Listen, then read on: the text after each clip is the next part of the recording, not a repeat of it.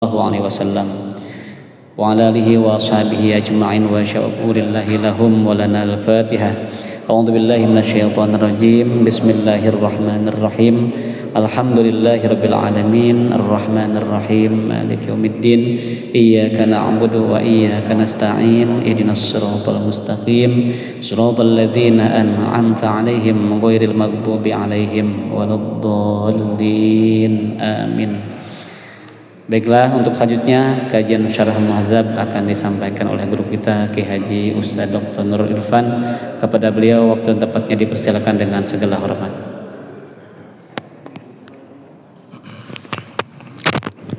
Assalamualaikum warahmatullahi wabarakatuh.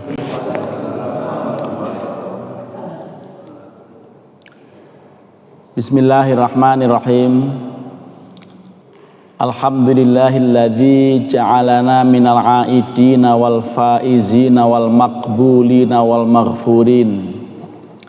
Asyhadu an la ilaha illallah wahdahu la syarikalah al malikul haqqul mubin.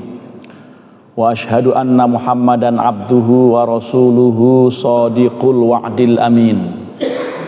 Allahumma salli wa sallim wa barik ala sayyidina Muhammadin sayyidil awwalina wal akhirin wa ala alihi wa ashabihi at-tayyibin at-tahirin, amma ba'du. Para jamaah, bapak-bapak dan ibu-ibu, kaum muslimin muslimat, mukminin mukminat yarhamukumullah. Alhamdulillah pada hari ini Ahad tanggal 12 April tahun 2026 bertepatan dengan tanggal 22 Syawal tahun 1447 Hijriah. Makna Syawal itu irtafa'a wartaqo, naik kelas dan meningkat. Mudah-mudahan kita betul-betul bisa naik kelas dan meningkat iman takwa kita, istiqomah kita dalam melaksanakan berbagai aktivitas mulia di dalam agama Islam ini. Aktivitas mulia itu antara lain ini: mengaji setelah sholat berjamaah, kajian subuh.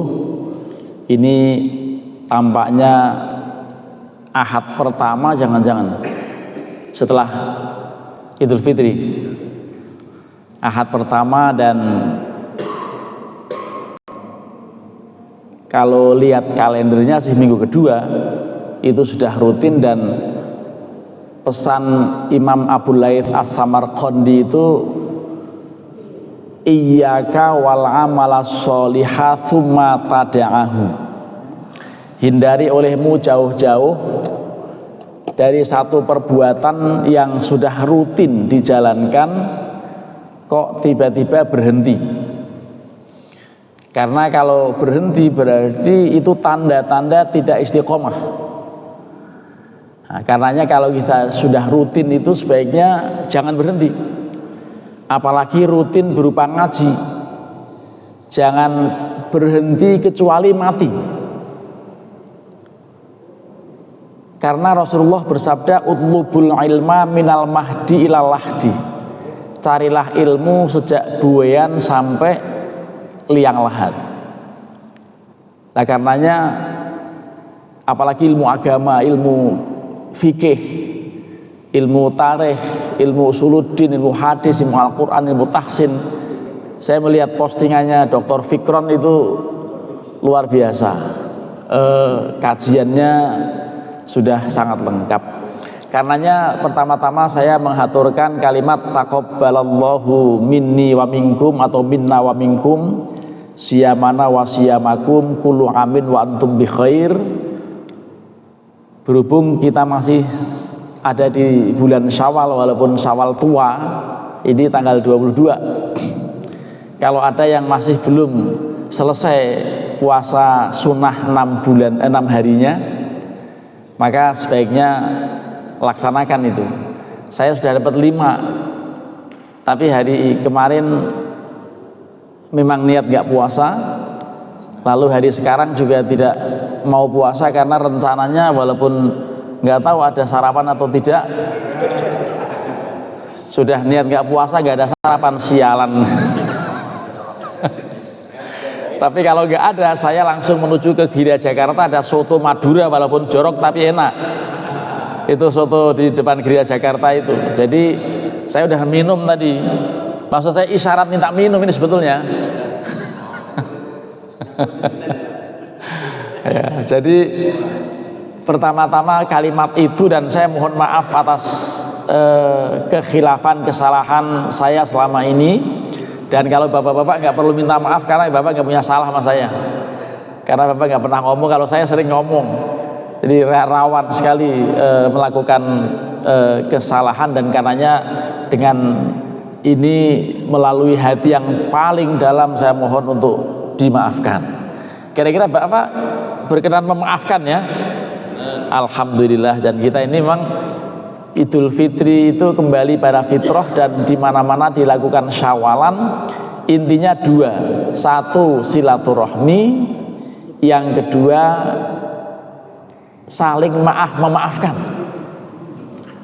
Jadi minta maaf gampang, mohon maaf gampang, ucapannya gampang sekali, bahkan ditulis di mana-mana. Yang agak berat itu memaafkan. Karena masyarakat kita sekarang terpengaruh sama prinsip Google. Prinsip Google itu orang-orang barat, saya maafkan tetapi tidak saya lupakan. Nah, terus apa itu? Diincim ya, diincim, dendam. Nah, itu nggak selesai kalau gitu. Apalagi barangkali ini perlakuan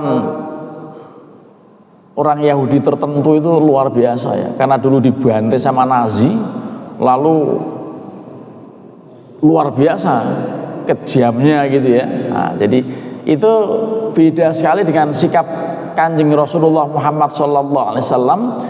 Itu kalau mau dendam, kalau beliau dendam, mungkin kita nggak begini. Begitu kembali ke Makkah, bisa menguasai kota Makkah dengan ribuan pasukan, itu Nabi pertama-tama pidato madhaturo ma'af'alu bikum, apa yang kalian kira, apa yang kalian duga yang aku bakal lakukan terhadap kalian. Itu Nabi pidato begitu. Lah mereka ada yang ketakutan begitu Nabi membawa pasukan besar, itu ada yang sampai ada yang nyelelep ke laut bunuh diri saking takutnya kepada Nabi itu. Padahal Nabi nggak begitu. Begitu Nabi pidato di Masjidil Haram itu, apa yang kalian kira terhadap saya? Karena kalau saya melakukan apa saja, saya mau perintah apa saja, itu bisa saya lakukan. Tapi kemudian beliau mengatakan, atau begitu apa yang kalian kira yang akan saya lakukan terhadap kalian, itu mereka mengatakan anta karim wa ibnu karim gitu. Engkau mulia dan anak dari seorang yang mulia. Karenanya tidak mungkin, para mereka ngomong, tidak mungkin engkau melakukan sesuatu kecuali kebaikan. Lalu Nabi mengatakan idhabu fa antum tulaqa, pergilah kalian bebas, saya gak akan dendam pada seseorang pun. Itu luar biasa. Padahal Nabi berulang kali mau dibunuh, berulang kali sengsara, beliau bahkan dilempari batu waktu di Taif itu. Tapi beliau kembali ke Makkah dengan hati yang penuh kedamaian. Dan itulah prinsip halal bihalal itu, ya memaafkan itu. Tapi orang kan gampang minta maaf, memberi maaf ini yang berat. Apalagi kalau kesalahan itu dianggap fatal gitu. Padahal sih fatal kesalahan, maaf aja mau dibunuh, tapi memaafkan. Itu yang beda dengan orang-orang barat mengatakan saya maafkan tapi gak saya lupakan. Itu kan berarti apa tuh, sarwak keneh itu begitu. Nah ini jadi kita saling memaafkan, itu anjuran agama Islam ini sangat mulia untuk memaafkan. Lalu ya kita akan lanjutkan kajian fikih kita masih pada soal bagaimana makmum, hukum makmum yang mendengar bacaan imam, apakah masih perlu membaca Fatihah gitu. Boleh nggak makmum diem saja lah dengerin bacaan imam saja, misalnya seperti itu. Kita sampai pada halaman 141 kitab Al-Muhadzab.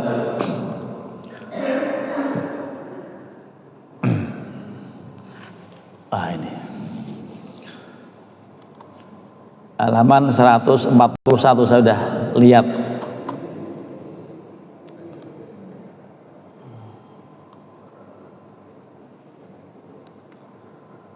Nah, 200 ini sudah.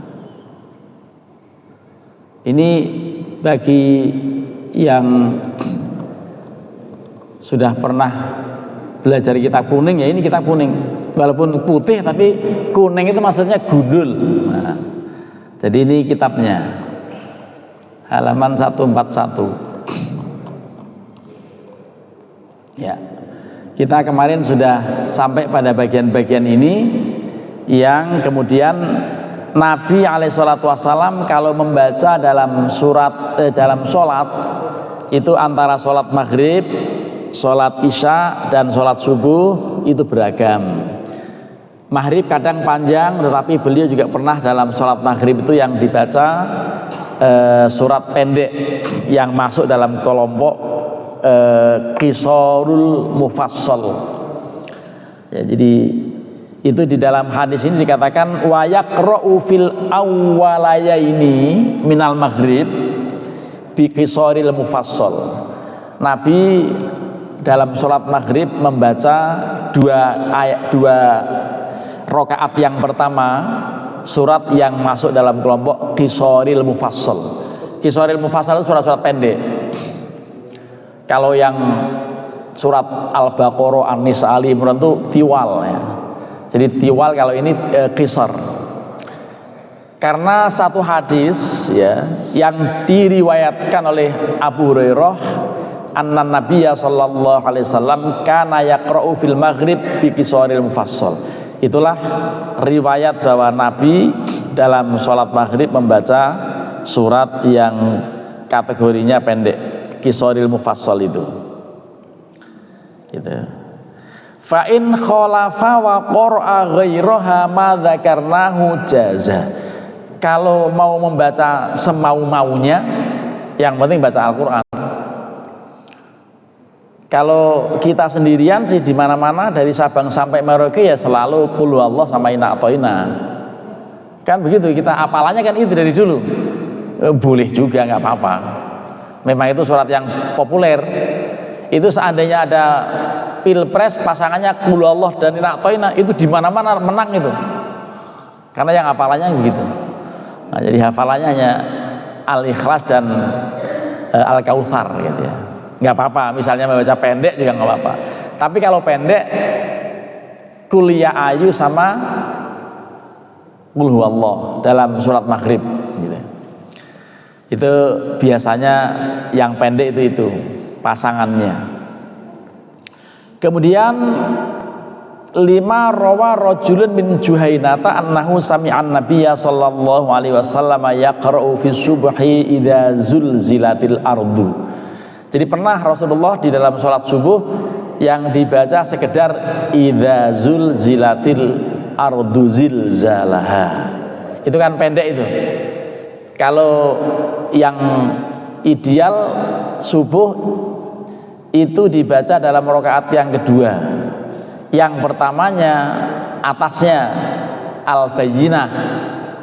Tapi Al-Bayyinah di ujungnya suka ketuker-tuker tuh kalau enggak concern ya, karena ada ayat innal ladzina kafaru min ahlil kitabi wal musyrikina fi nari jahannam, itu nanti bisa ketuker dengan innal ladzina amanu, jadi memang harus concern.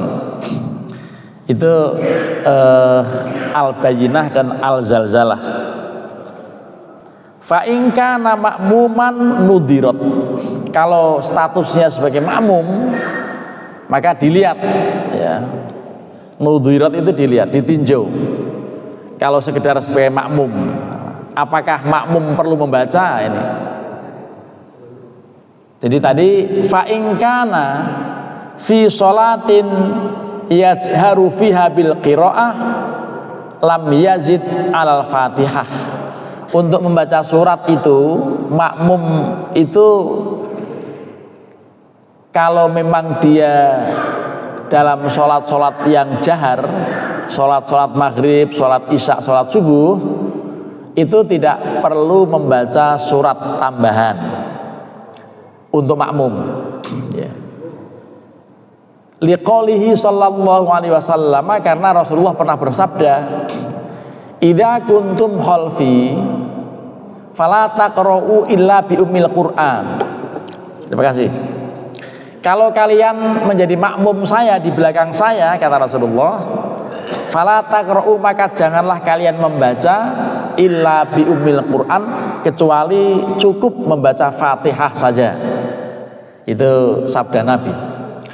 Fa innahu, karena sesungguhnya la sholata liman lam yaqra' biha, tidak sah sholat seseorang kalau sampai Fatihah tidak dibaca, dan cukup dengan Fatihah kalau sholat jahar. Makmum itu tidak perlu baca surat.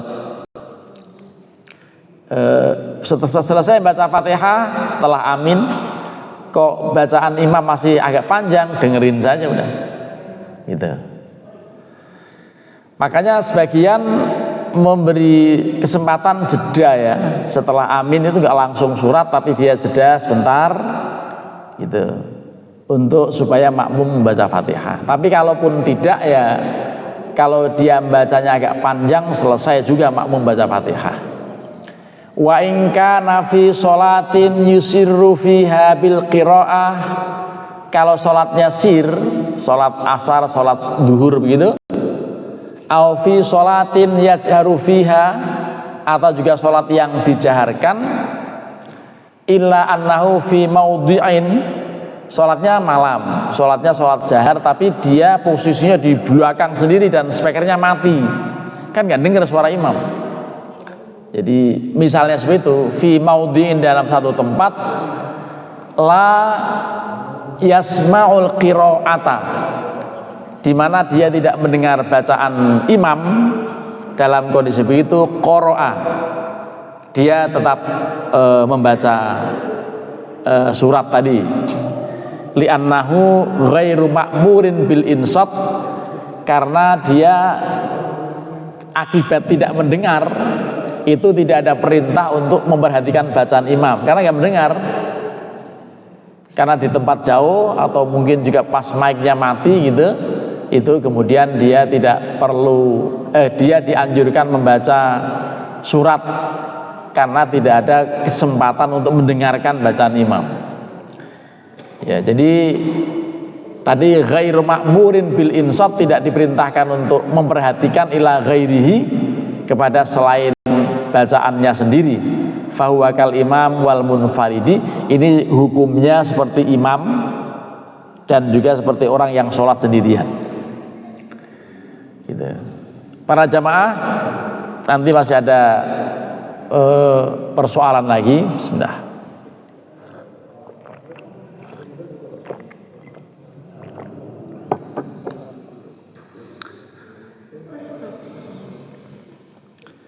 Ini transmisi kurang bagus ya, ini ya sinyalnya. Saya pakai kuota sendiri aja. Fa in kanatis sholatu tazidu ala rakaataini fahal yaqra'us surata fi ma zada ala rakaataini. Terhadap sholat yang lebih dari 2 rakaat, sholat apa ya? Ya sholat maghrib, sholat isya, sholat duhur, sholat asar, kan semuanya lebih dari 2 rakaat kan. Apakah tetap disyariatkan membaca surat pada rakaat ketiga dan keempat, atau juga rakaat ketiga saja gitu.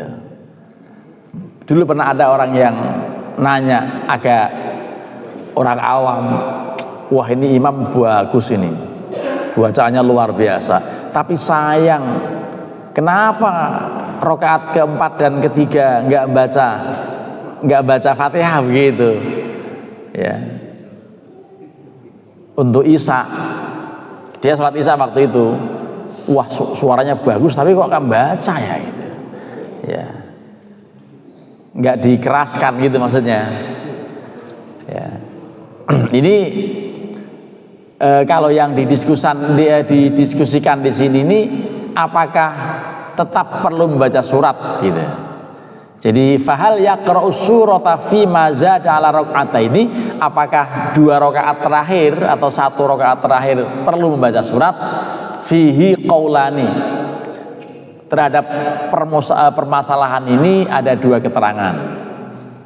Apa keterangannya? Qala fil qadim. Di dalam qaul qadim Imam Syafi'i, kata beliau la yustahabbu, tidak ada sunnah. Karena Rasulullah nggak mencontohkan gitu. Itu keterangan pertama. Ya.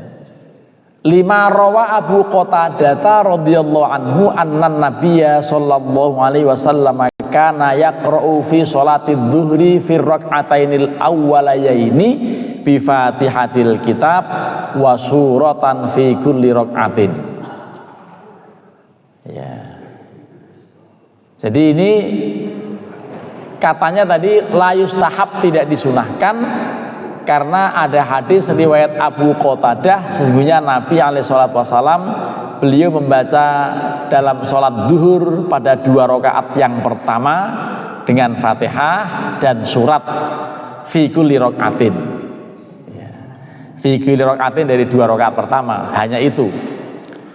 Lalu wa kana yusmi'una al ayata ahyanan. Terkadang kami mendengar sayup-sayup bacaan ayat yang dibaca beliau.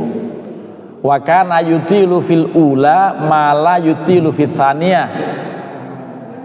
Durasinya rakaat pertama lebih panjang daripada rakaat yang kedua katanya. Jadi kalimat tadi artinya begitu. Yutilu fil ula ma la yutilu fil tsaniyah. Beliau panjang pada rakaat pertama tetapi tidak sepanjang rakaat kedua. Wa kana yaqra'u fi rak'atainil akhirataini bi Fatihatil kitab fi kulli rak'atin, pada 2 rakaat pertama 2 rakaat yang terakhir beliau hanya membaca Fatihah. Itu alasan kenapa di dalam qaul qadim Imam Syafi'i memang seperti yang kita praktekkan, tidak membaca surat pada 2 rakaat yang kedua gitu. Wa qala fil Imam Syafi'i dalam kitab ini kitab induk, kitab babonnya Imam Syafi'i ya, ini ini. Ya. Yustahabbu, katanya di dalam kitab beliau mengatakan sunahkan, tetap disunahkan baca surat katanya. Alasannya apa? Ini 5 rawainahu min hadits Abi Sa'idin al-Khudri rahimahullah. Karena ada satu hadis dari Abu Sa'id al-Khudri rahimahullah, wali annaha rakaatun syuri'a fihil fatihatu fa syuri'a fiha suratu kal awwalayaini. Karena rakaat kedua terakhir itu pun disyariatkan membaca Fatihah, maka sekaligus juga disyariatkan baca surat. Ini jadi 2 pendapat, 2 keterangannya masing-masing ada hadis. Sehingga kalau ada orang baca surat pada rakaat keempat, ketiga, keempat, ya biarin. Ini semakin tahu banyak informasi, semakin enak, semakin toleran. Jadi orang alim agama itu yang banyak toleran terhadap pendapat lain. Tapi kalau yang diyakini yang itu saja, itu akhirnya nggak toleran. Nyatanya ada hadis begitu. Ada hadis yang menyebutkan Rasulullah juga membaca surat pada rakaat ketiga dan keempat gitu. Ini ada keterangan dalam kitab gitu.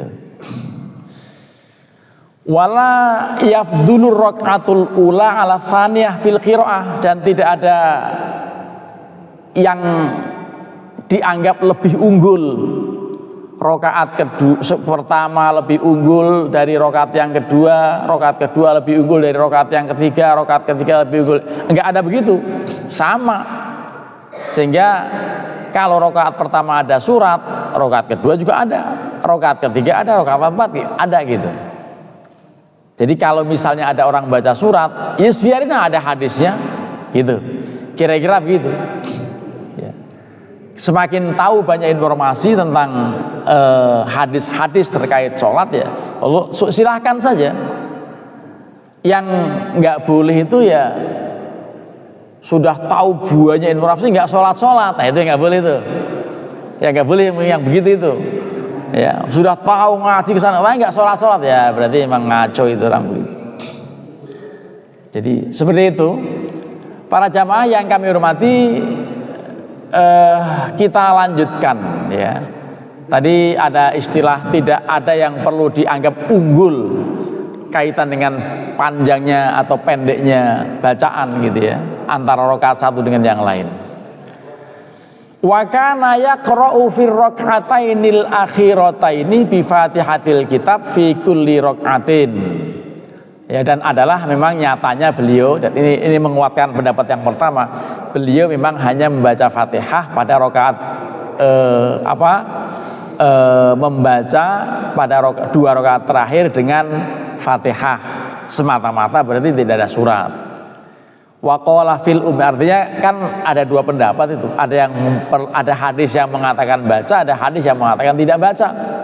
Nah, silahkan saja dijalankan. Nah gitu. Tapi kalau selama ini kita udah nggak baca ya sudah lanjutkan, berarti pakai hadis yang nggak baca kan gitu. Jadi ada keterangannya. Iya.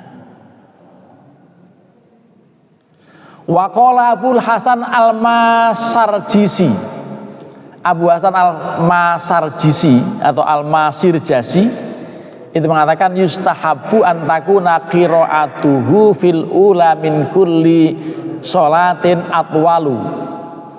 Disunahkan bahwa bacaannya pada rakaat pertama itu dari masing-masing rakaat lebih pendek, sebagaimana kami riwayatkan dari hadis Abu Qatadah.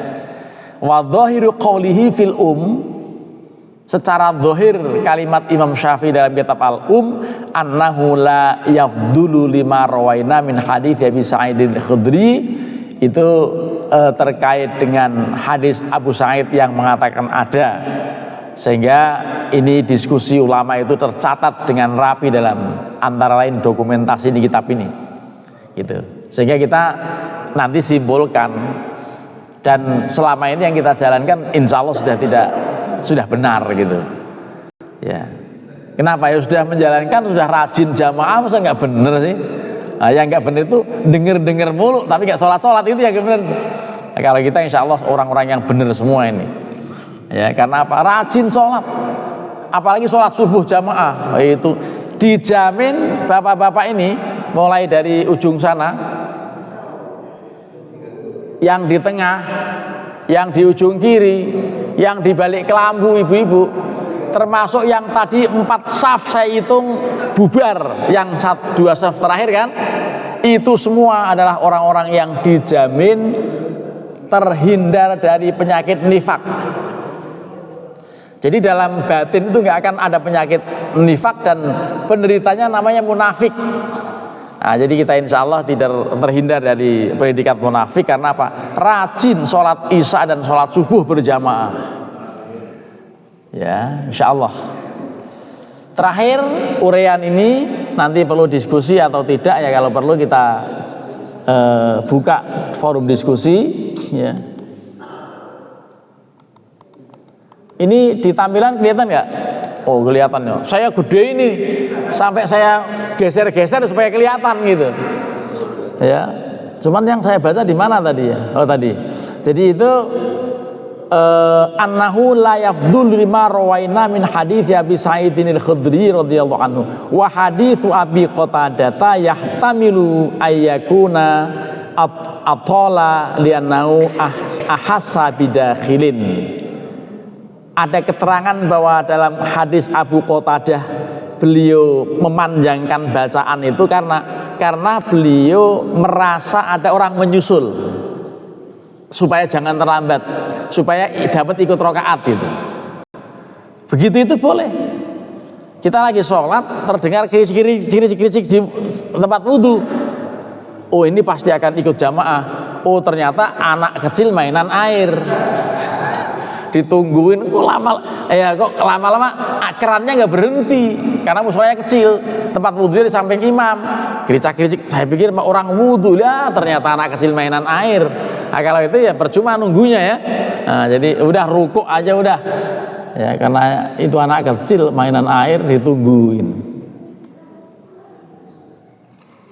Ini sudah tinggal 1/4 jam, tapi saya pikir tadi belum lama. Saya mau masuk fasal berikutnya, nanti lanjutkan minggu depan, bulan depan akan saya masuk dulu yang fasal berikutnya, mungkin 2-3 baris lah, supaya tahu nanti kelanjutannya apa gitu.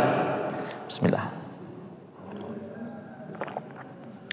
Ini sih sebetulnya kita udah tahu, hanya membuktikan bahwa dokumentasi sholat ini rapi, tersimpan rapi dalam literatur gitu. Faslun, kalau kakak saya ngaji nggak serius dulu. Faslun, ono upas nang alun-alun. Wah, padahal faslun itu fasal ya. Jadi satu fasal. Yustahabbu lil imami ayyajhara bil qiraati fi subhi wal awwalayaini minal maghribi wal awwalayaini minal isya'i. Gitu. Memang begitu. Disunahkan imam menjaharkan, mengeraskan bacaan pada 2 rakaat pertama subuh, isya dan maghrib. Kan memang begitu. Yang dikeraskan hanya itu. Nanti tambahnya juga Idul Fitri, Idul Adha, sholat Id. Kan begitu. Nggak disebut, tapi ya masuk di situ. Yang jahar itu. Wadalilu alaihi naqalal khalaf anis salaf, dalilnya hadis yang berasal dari ulama-ulama salaf disampaikan terus sampai pada ulama khalaf, ulama yang belakangan. Lalu wa yustahabbu ayyusirra li annahu idza jahara naza'al imam fil qiraah, dan disunahkan bagi makmum untuk jangan keras-keras. Ini makmum keras banget. Oh ini maghdubi. Kalau makmum jangan keras-keras, ganggu sebelahnya, nyebelin. Gitu. Kalau makmum ya jangan keras-keras. Kalau makmum malah disunahkan lirih. Kenapa? Li annahu idza jahara, karena kalau dia keras, naza'al imam fil qiraah, dia bisa mencabut bacaan imam, bisa mengganggu imam, konsentrasinya buyar. Ya, dikira menyalahkan kan gitu. Jadi makmum jangan suka melakukan tindakan keras-keras bacanya, itu mengganggu imam tuh. Imam konsentrasi, dikira salah bacaan imam gitu. Kemarin saya sholat asar apa duhur ya, atau kemarin lusa, anak saya makmum, padahal harusnya rakaat ketiga itu ya naik. Tapi saya rakaat ketiga duduk tahiyat akhir. Pas saya salam, dia baru baca subhanallah. Lebih gimana? Kalau subhanallah tadi, ya tapi saya tetap saja kemudian menambah, memang kurang. Ya. Kalau subhanallah jangan pas mau salam, udah salam baru subhanallah. Gitu. Pada saat mestinya diri dia duduk itu, mungkin dia meleng kali ya. Yang satu kecil anak kelas 4 nyolek-nyolek, mungkin dia bilang kurang gitu, ngomong lagi dia anak kelas 4 belum begitu mudeng. Akhirnya yang dicolek kakaknya ngomong dikasih tahu kurang subhanallah, sudah salam. Ini bagaimana sih? Akhirnya saya nambah aja, udah nambah 1 rakaat yang kurang gitu. Kalau mau subhanallah tadi pas salah itu kan itu. Nah, masalahnya makmum juga meleng, sama-sama meleng gitu. Nah, jadi makmum jangan meleng juga kalau imam salah, supaya pede ketika mengatakan subhanallah. Kalau hanya sekedar sholat id lalu baca takbirnya lupa, nggak usah diteriakin, biarin aja. Tahun depan jangan diundang aja. Jadi dia sendiri yang ngumumin. Ini berhubung sholat id setahun sekali, maka saya umumkan nanti pada rakaat pertama takbir 7 kali, kedua 5 kali, Dia yang ngumumin, dia yang jadi imam, dia yang lupa. Gitu. Akhirnya ya sudah, kalau lupa ya sudah langsung baca Fatihah. Berarti saya udah harus berhenti, udah ada moderator, gitu kan? Nah, saya berikan kesempatan kepada para jamaah, mudah-mudahan ada yang mau menindaklanjuti dengan diskusi, karena ilmu itu asiknya kalau didiskusikan, tapi jangan kenceng-kencengan, biasa-biasa aja. Karena apa? Karena semuanya dasarnya literatur, hadis-hadis Rasulullah yang sangat banyak dan beragam. Mudah-mudahan ada manfaat, dan sekali lagi kita insya Allah termasuk orang-orang yang terbebas dari penyakit nifak, dan insya Allah kita akan istiqomah dalam menjalankan berbagai aktivitas keagamaan yang mulia ini. Terima kasih, silakan kalau ada yang mau berdiskusi.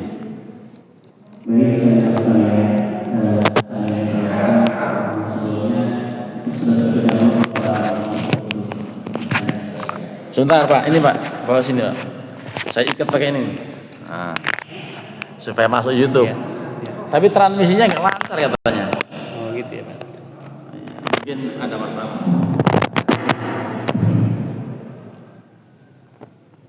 Pak Remi, masih biar nyampe kayaknya. Assalamualaikum warahmatullahi wabarakatuh. Assalamualaikum warahmatullahi wabarakatuh. Ini dalam Al-Quran ini kan ada surat Al-Fatihah juga Pak ya, masuk dalam Al-Quran. Ini kalau baca surat Al-Fatihah lagi, apakah diperbolehkan dalam bacaan sholat itu? Juga apakah diperbolehkan dalam rakaat 1 dan kedua itu suratnya sama? Mungkin gitu aja. Assalamualaikum warahmatullahi wabarakatuh. Lanjut ke Bapak Ambiar. Bismillahirrahmanirrahim. Assalamualaikum warahmatullahi wabarakatuh. Terima kasih Pak Ustadz. Nah, ini ada yang, ini sifat klarifikasi Pak Ustadz. Jadi pada saat sholat yang tidak dijaharkan atau sholat sir, imam sudah selesai membaca atau imam sudah ruku, sementara makmumnya belum selesai membaca Al-Fatihah. Sementara kan Al-Fatihah itu wajib dibaca oleh setiap orang, merupakan rukun salat. Jadi ada yang mengatakan bahwa kalau makmum belum selesai membaca Al-Fatihah, maka tidak sah salatnya. Untuk salat yang disirkan, kalau salat jahar kan kedengaran kalau imam itu membaca Al-Fatihah. Karena mungkin barangkali makmumnya baca doa iftitah atau imamnya tidak baca doa iftitah, sehingga terlambat makmumnya itu membaca Al-Fatihah. Nah, maka imam itu sudah rukuk, makmumnya belum selesai baca Al-Fatihah. Nah, bagaimana hukum fikih daripada sholat? Terima kasih. Assalamualaikum warahmatullahi wabarakatuh. Lanjut ya. Baik, Assalamualaikum warahmatullahi wabarakatuh. Ini saya tolong maaf pakai tentang hadis yang memang sudah populer.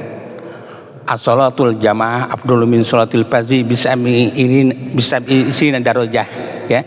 Itu kan apakah hadis ini hadis khos atau hadis ham? Karena apakah ini mutlak untuk laki-laki saja atau untuk perempuan? Nah itu ya. Contoh gini, istri-istri kita kan baik-baik istri adalah sholatnya di rumah, gitu kan? Nah kalau jadi saya suatu waktu saya sholat di rumah gitu, karena saya pikir istri saya yang dapat bisa isi darajah gitu kan.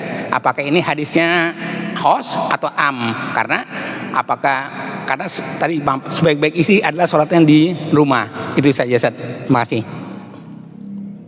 Mungkin 3 dulu ya, biar yang lupa. Baik, 3 pertanyaan dulu. Saya tetap akan di sini, yang sana dengar ya, daripada bolak-balik. Tapi saya boleh disorting juga ya sesekali ya. Hati-hati biar nggak pada pusing. Jadi yang pertama, orang lagi latihan sholat, Maksudnya karena nggak ada hafal lain kecuali Fatihah. Baca Fatihah, lalu amin, belum ada yang lain yang hafal, Fatihah lagi. Boleh, nggak ada masalah. Jangankan belum hafal, udah hafal juga. Karena dia saking senengnya sama Fatihah. Cuman jangan diundang jadi imam di sini. Takutnya nanti ketawain makmumnya gitu. Ini bagaimana sih Fatihah 2 kali gitu. Jadi bolehnya boleh. Cuman sebaiknya jangan jadi imam di sini. Diundang Fatihah mulu. Kan ada surat lain, ada ayat lain kan gitu ya.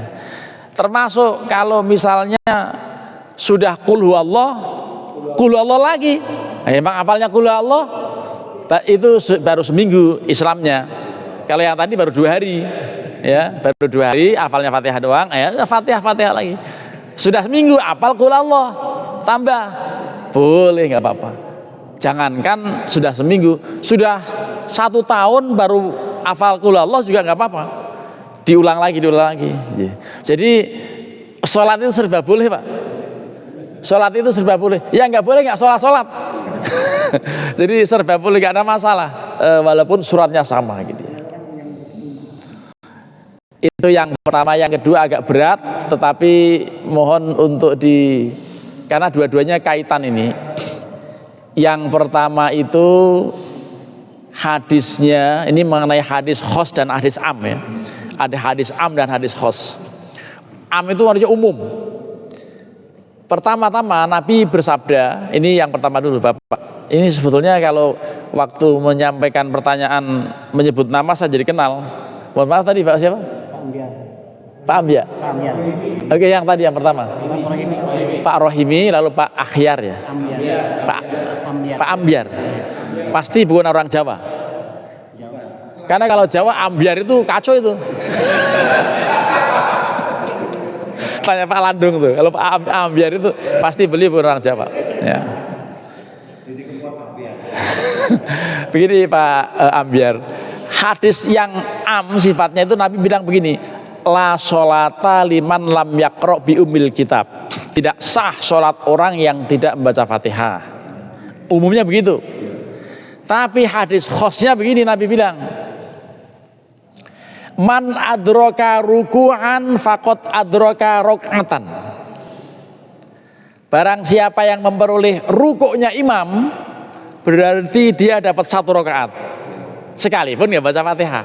Ya, jadi dalam kasus saking pentingnya berjamaah, Nabi punya hadis khusus itu, man adraka ruku'an faqad adraka rakaatan. Siapapun yang memperoleh rukuk imam berarti dia mendapat 1 rakaat wa ilam yaqra bi umil kitab. Walaupun dia nggak baca Fatihah. Gitu. Itu begitu penerapannya sehingga kalau jamaah enak. Yang penting kita perhitungan. Imam sudah mau lakum dinukum waliyadin, dia Allahu Akbar masih ini wajah tuh, lah bagaimana? Jangankan ini wajah tuh, audzunya jangan langsung bismillahirrahmanirrahim alhamdulillah sampai iya karena bunuh lah harus rukuk, ya rukuk saja. Gitu.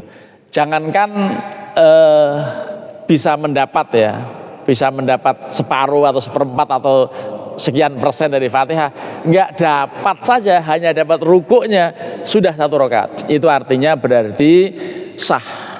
Makmum yang tidak sempat membaca surat Al-Fatihah karena harus mengejar imam itu tetap sah.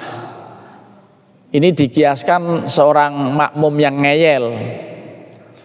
Sudah jelas imam bangun dari sujud, ini tahiyatnya sudah hampir selesai, bahkan menjelang salam dia baru bangun. Saya pikir tidur di makmum itu. Itu makmum yang itu ngeyel tuh. Walaupun ada hadis yang menyebutkan posisi terdekat antara hamba dengan Allah adalah ketika dia sujud. Tapi kalau jadi makmum ya tahu diri lah. Imam sudah bangun ya bangun. Oh jangan lama-lama gitu. Kan ada yang suka lama itu. Tahiyat sudah hampir selesai dia baru bangun. Itu takutnya nanti ketinggalan ketinggalan rukunnya kan. Intinya makmum menyesuaikan imam betul, sekalipun tidak bisa ketemu Fatihah, yang penting ketemu ruku. Nah, soal ketemu ruku ini diskusi para ulama. Kalau dia sudah imam masih ruku lalu dia nyusul, dapat tumakninah, dapat. Tapi pas dia mau ruku, imam i'tidal, lalu dia maksain untuk tumakninah, nggak dapat. Kalau berpapasan nggak dapat. Gitu. Jadi itu ukurannya adalah masih dalam puasana ruku. Ini mengenai am dan khos lagi nih. Jadi yang am hadisnya tadi adalah la sholata liman lam yaqra bi ummil Quran, tetapi yang khusus tadi man wajada ruku'an faqad adroka rakaatan. Siapapun yang dapat ruku imam, dia dapat 1 rakaat. Untuk Bapak Ambiar seperti itu. Untuk Bapak bukan yang itu. Pak Nur Hakim. Ini pengurus masjidnya nggak hafal nih. Untuk Bapak Hakim yang tadi menyebutkan mengenai pahala orang berjamaah, Nabi mengatakan bahwa sholatul jamaati afdhal min sholatil fardhi bisab'in wa ishrina darajatan. Sholat jamaah lebih afdhal daripada sholat sendirian dengan 27 derajat. Itu hadisnya umum bagi semua yang layak untuk sholat jamaah. Tetapi bagi wanita itu ada hukum khusus, karena Nabi bersabda begini, la tamna'u ima Allah masajidakum fa inna buyutahunna khairun min masajidihin. Itu hadis khosnya itu. Yang umum tadi, sholat jamaah lebih utama 27 derajat. Ada hadis lain yang mengatakan 25 ya. Ya 25 mau 27 pokoknya banyak lah selisihnya gitu ya. Lah hadis khususnya tadi Nabi bersabda, janganlah kalian halang-halangi para wanita menuju masjid. Tetapi ingat, rumah-rumah mereka itu lebih bagus daripada masjid mereka. Ini dipahami bagi wanita yang bawaannya minyak wangi. Tapi bagi wanita yang bawaannya PPO, yang bawaannya minyak angin, nggak masalah. Udah tua-tua, udah 50 tahun ke atas, nggak masalah. Udah nenek-nenek nggak masalah. Nah, kalau yang muda-muda ini memang bisa menjadi lirikan banyak orang. Jangankan yang sama-sama muda, yang tua juga masih ngelirik. Tuh masalahnya. Dari dulu sampai sekarang, itulah yang kemudian orang sampai mengatakan, hadis ya, orang itu ya wanita maksudnya jangan pergi sendirian, rawan itu zaman dahulu. Kalau sekarang ya sekarang mah kalau lihat di TikTok luar biasa. Nah, ini soal budaya masyarakat ya. Oleh karenanya sekali lagi bahwa memahami agama memang harus luas, kaitan dengan hadis satu dengan yang lain dihubungkan, lalu prakteknya disesuaikan gitu ya. Mudah-mudahan kita bisa memahami dengan baik ya. Sekali lagi nanti prakteknya, saya suka mengajak istri saya ke musola atau ke masjid, apalagi kalau saya sendirian. Santri saya ini lebih kacau dari santri yang dulu, karena saya teriakin sampai payah dia nggak bangun-bangun ya. Tinggal aja. Kalau ada santri kan bisa nyotingin ini di sini. Kalau dulu masih ada ya, sekarang ada santri tapi bangunnya jam 8, subuhnya kesiangan terus. Lah santri apaan begitu itu ya. Tapi saya marah-marahin tetap aja ndablek ya, sudah biarin, malah capek. Saya kemarin tensi darah naik gara-gara mikirin santri yang bangun kesiangan. Lah saya cuekin ya, biarin lah ngomong begitu kelakuannya kan ya. Nah jadi ya begitulah. Yang bagian terakhir jangan dimasukin hati, ini hanya curhat saja nih. Ya mengenai tensi darah yang naik. Silakan, barangkali masih ada diperlukan. Oh masih ada. Iya. Saya yang bawa ini, karena kalau di bawah ini suka pelan-pelan. Tapi transmisi nggak tahu nih gagal apa enggak siarannya. Silakan Pak Bambang. Assalamualaikum warahmatullahi wabarakatuh. Waalaikumsalam warahmatullahi wabarakatuh. Pertanyaan saya sesuai tema tadi, makmum, imam, dan Al-Fatihah. Setiap rakaat wajib baca Al-Fatihah. Saat imam membaca Al-Fatihah, makmum menyimak. Selesai imam membaca Al-Fatihah, si imamnya memberi kesempatan jeda waktu untuk makmum membaca Al-Fatihah. Saya tinjau dari imamnya sekarang. Imamnya setelah membaca Al-Fatihah membaca surat, misalnya 10 surat totalnya. 10 ayat. 10 ayat maksudnya, 10 ayat. Ya. Salah. 10 ayat. Tapi saking baiknya si imam itu atau ada aturannya memang hukumnya. Imamnya saat membaca ayat 1, 2, 3 atau 4 atau sepanjang kira-kira makmum menyelesaikan Al-Fatihah, itu sir si imamnya. Imamnya bunyi saat ayat ke-4 atau ke-5. Nah, itu yang betul itu si imam itu membaca suratnya dari ayat ke-1 sampai ke-10 atau ayat 1 sampai 4-nya sir, kemudian baru bunyinya pada ayat ke-5 sampai ke-10. Itu terjadi di Iftitah kemarin, sholat Jumat. Sholat Jumat, kebetulan ketemu dengan imamnya di situ. Katanya memberi kesempatan kepada makmum untuk menyelesaikan baca Al-Fatihahnya secara sempurna begitu.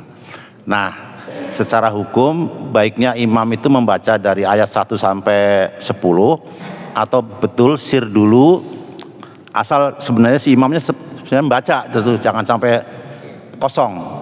Tapi nanti mulai bunyinya pada ayat yang ke-5. Itu saja karena udah siang. Terima kasih. Assalamualaikum warahmatullahi wabarakatuh. Waalaikumsalam. Masih ada lagi? Sampaikan. Di situ sekalian. Assalamualaikum warahmatullahi wabarakatuh. Ini tadi Bapak menyampaikan, saya ingat banget gitu.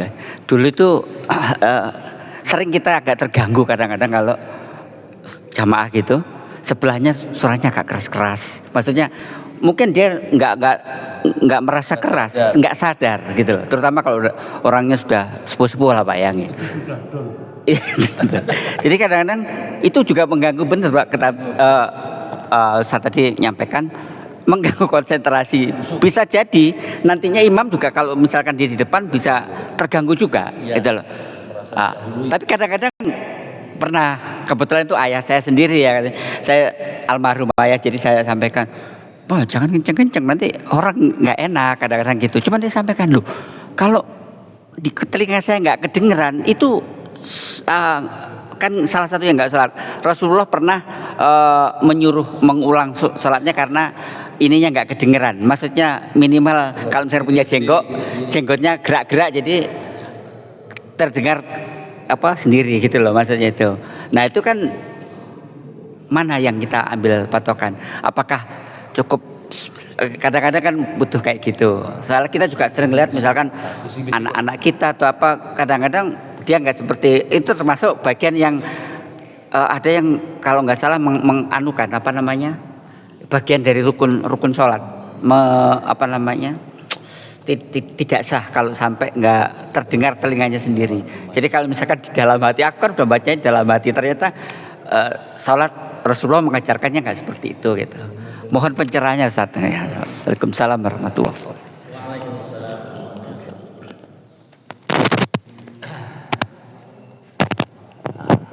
Ini tugas pembawa acara nyoteng juga ini. Mohon maaf tadi Pak siapa?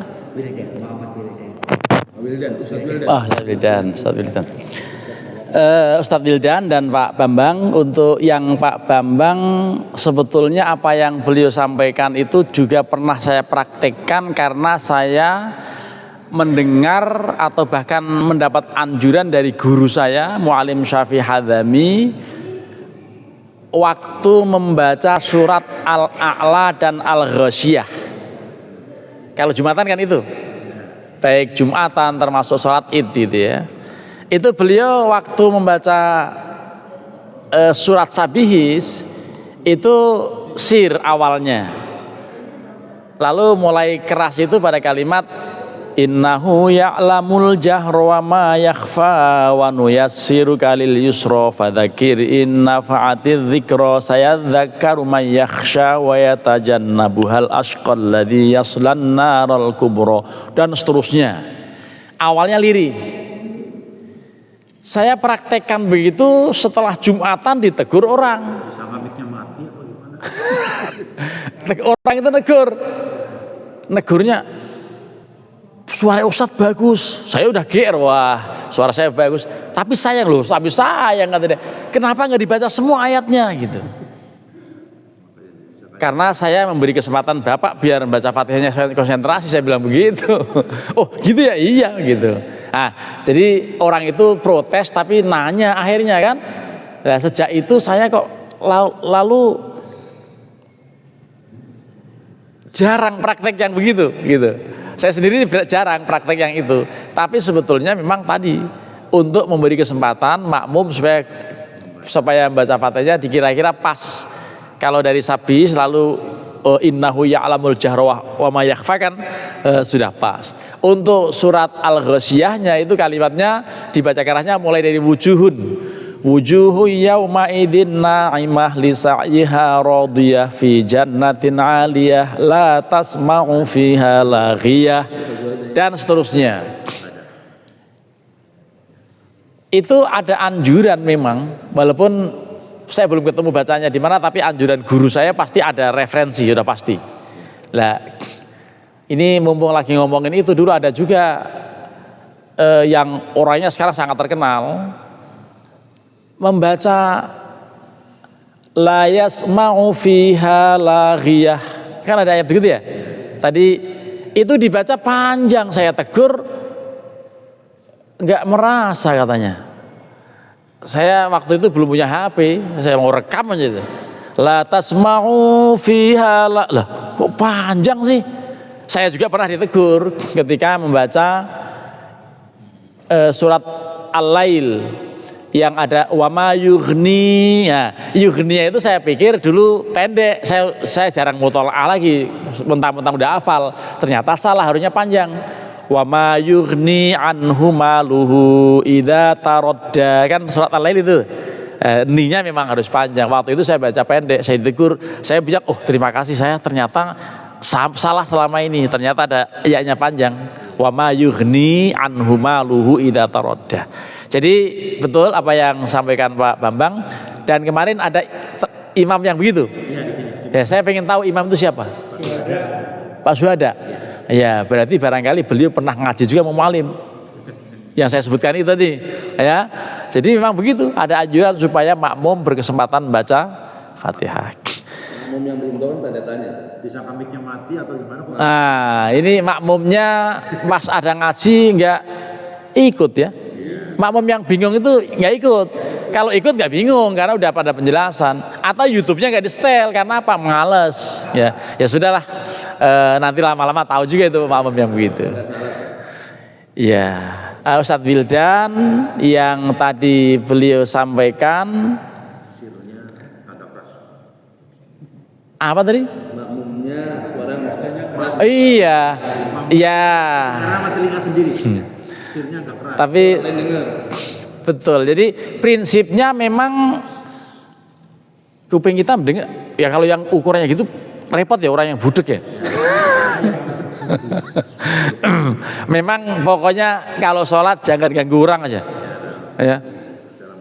Ya, artinya tadi jangan jahar kalau yang makmum, kan intinya jangan jahar. Kalau hanya sesekali misalnya, iya karena butuh apa bagian-bagian tertentu agak keras. Dulu ada mbah saya, adiknya mbah saya, namanya Mbah Ahmad. Satu, itu kalau at-tahiyat itu selalu tuh at-tahiyat. Oh, betul itu dibaca satu itu namanya Mbah Ahmad, yang kedua namanya Wadahlan, juga begitu. Bacanya sama itu. Apalagi kalau berbarengan, berjejer antara Mbah Ahmad dan Wadahlan, itu begitu, bareng-bareng tuh hanya atnya aja. Jadi itu mau baca at-tahiyat, itu dibaca begitu at-tahiyat. Jadi Itu berdua tuh sekarang udah wafat semuanya. Mudah-mudahan Allah mengampuni seandainya itu dosa gitu ya. Itu ada kebiasaan seperti itu, silakan, tapi maksudnya jangan sampai mengganggu konsentrasi imam dan juga makmum yang lain gitu ya. Mudah-mudahan kajian kita bermanfaat. Ini kok bisa sampai jam 6:04 ya. Berarti ada juga ya hidangan ya. Saya tinggal memilih antara itu apa soto Jakarta ini. Terima kasih, mari kita akhiri pengajian kita dengan sama-sama membaca kafaratul majlis. Kesimpulannya yang penting sholat ya. Kesimpulannya setelah membahas sholat istiqomah, jamaah dijaga, mudah-mudahan kita diberikan semangat, umur panjang dan sehat. Nih, mudah-mudahan kita selalu dalam bimbingan Allah Subhanahu wa taala. Dan mari kita akhiri dengan subhanakallahumma wa bihamdika asyhadu an la ilaha illa anta astaghfiruka wa atubu ilaik. Terima kasih, mohon maaf, wallahul muwaffiq ila aqwamit thoriq. Assalamualaikum warahmatullahi wabarakatuh.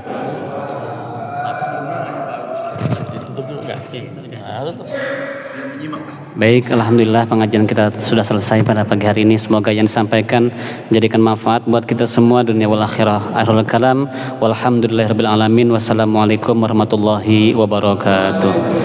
Sallallahu ala Muhammad sallallahu alaihi wasallam.